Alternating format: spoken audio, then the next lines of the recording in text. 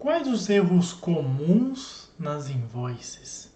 Tá passando por aquela dificuldade complicada de deixar sua invoice certinha? Vem com a gente que eu vou te mostrar o caminho das pedras, os erros comuns que acontecem nas invoices, para tudo ficar perfeito, tá bom?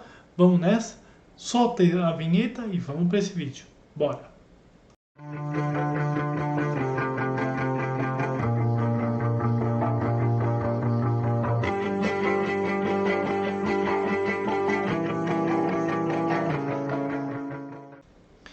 Marinheiros de primeira, viagem de comércio exterior, importadores e exportadores. Tudo bem com vocês? Thiago Pagano falando aqui, mais uma vez agradecendo a todos vocês que entram, se inscrevem, compartilham, comentam os nossos vídeos. De coração, muito obrigado. Vocês são incríveis e estão ajudando a gente cada vez mais a disseminar o comércio exterior brasileiro para todo mundo. Por que não? Gente, estava analisando aqui. E tem muita gente que me pergunta, fala, Thiago, quais os erros comuns nas invoices? E realmente existem muitos erros comuns nas invoices. Um bom tempo atrás, muito tempo atrás, eu dei uma aula que inclusive está aqui em cima sobre a invoice perfeita. E agora eu vou reverter essa aula falando sobre erros comuns nelas. O que acontece? O pessoal lá de fora, os fornecedores, principalmente China, Estados Unidos, Índia, Europa no geral, etc., não entende a nossa legislação brasileira. O que acontece?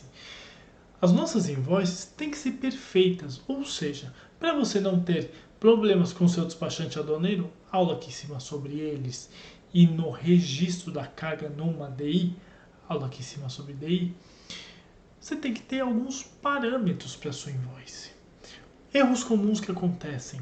Muitas vezes o fornecedor não entende que os dados completos do importador e do comprador precisam estar na invoice. Fato. Os dados completos que eu falo, o nome da empresa, endereço, o CNPJ, o CEP, etc.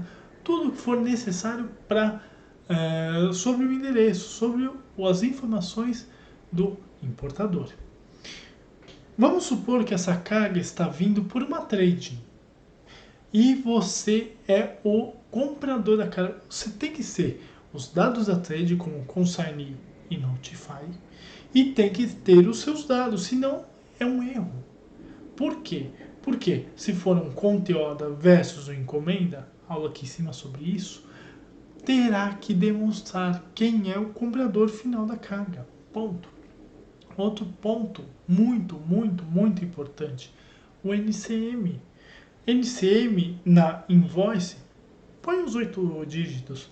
É um erro muito comum não vir com NCM ou vir apenas os 4 dígitos.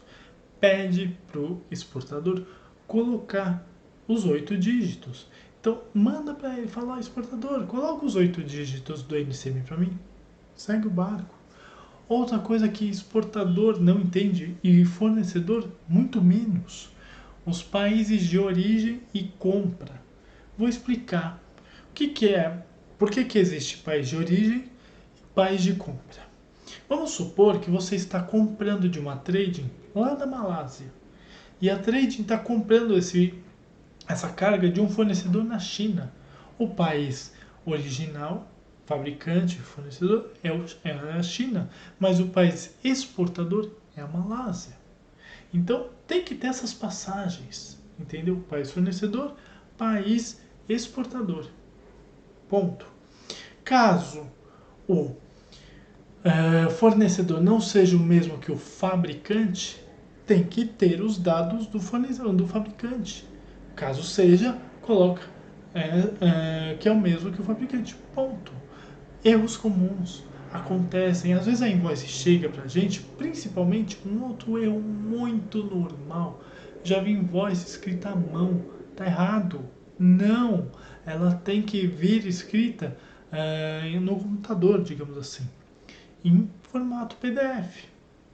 Essa invoice escrita à mão não funciona, tá errado, não vai dar certo. Eu já vi algumas invoices escritas à mão. literalmente, pegou um pedaço de papel, escreveu como se fosse uma redação de escola. Não, não funciona, não dá certo. Outro erro comum, falta de Incoterm, falta de peso bruto e falta da negociação. Isso também é preocupante. Falta do Incoterm, óbvio. Como é que foi negociado? Ex-Works, custo e frete, FOB, CIF, como é que foi negociado isso? E é complicado. Por que eu estou dizendo tudo isso? Porque no final das contas, quando for registrada a DI e der um canal diferente de verde, o fiscal pode pegar. Pode ser um fator complicador para você, importador. Ou seja, deixa a tua invoice perfeita, bonitinha, certinha, funcionando perfeitamente. Outro fato, como eu falei, a negociação. 30% fechamento de para fabricação, 70% contra documentos. Coloca isso. Sabe por quê? Porque quando o seu despachante aduaneiro for registrado, ele vai ter tudo ali na mão. Ah, mas o despachante está pedindo coisa demais. Não. O despachante aduaneiro, ele é teu braço direito pura e simplesmente para falar: você está certo? Você está errado. E realmente,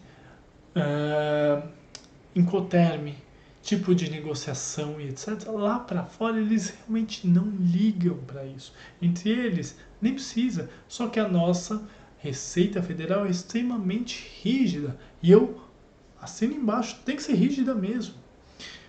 Peso bruto. Fato, pede peso bruto. Quanto mais informação na invoice, melhor. Outro erro muito, muito, muito comum. Invoice, gente, não precisa ter dados bancários de fornecedor. Na invoice, na commercial invoice não precisa. Na proforma, sim. Não pede dado bancário. É complicado aí, tá? Aliás, informações da carga. Óbvio, você precisa quantidade, você precisa da descrição da carga, você precisa do valor unitário e valor final. Eu já vi invoice apenas com valor final. Não, está errado. E lembra que eu falei do Incoterm? Supondo que a carga seja um custo e frete, ou um CIF, custo, seguro e frete.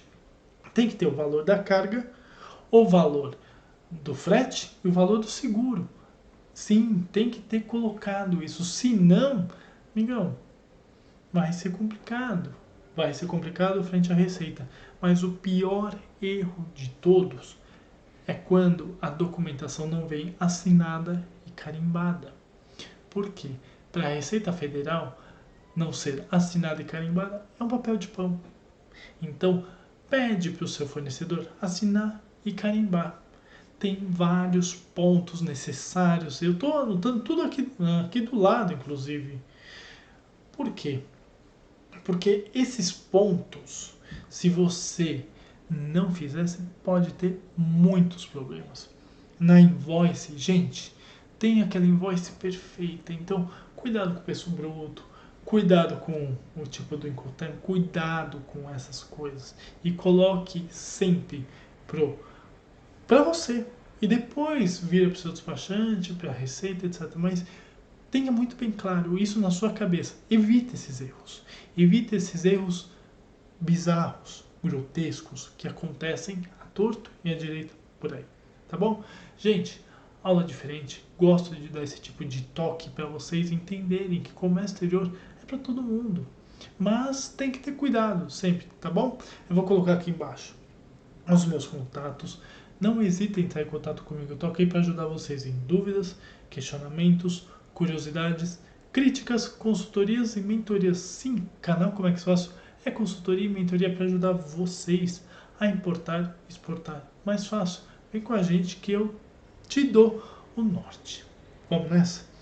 Mas eu estou vendo pessoal que olha os nossos vídeos, mas não se inscreve no canal, então vai lá.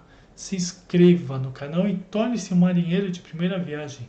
Clica no sininho para fazer a buzina do navio tocar mais alto e você receber essas notificações de aulas, papos com o especialista, como é que se faz em campo, que logo logo vai ter mais aula, e o Pergunte ao Thiago, que vai virar um quadro aqui no canal. Vocês vão entender, mas lá no Instagram, tá bom? Além disso, você já deixou seu like? Então metralha o like. Olha, nenhum desses dói nada. Faz isso pela gente, por favor, mas deixa o like. Faz o YouTube entender que isso aqui tá legal pra caramba e ele mesmo dissemine isso para outras pessoas que talvez você nem conheça. Compartilha para aquele seu amigo que está trazendo carga e está patinando nisso, não sabe o que fazer. Entender que a invoice é necessária, que tenha informações corretas. E comenta para falar comigo, com a minha equipe, tirar suas dúvidas, deixar aquele elogio bacana ou aquela crítica necessária para a gente crescer. Não somos donos da razão, tá bom? Mas além disso, eu também não me esqueci. 2 vídeos para vocês olharem, verificarem, fazer exatamente a mesma coisa que acabei de falar para vocês.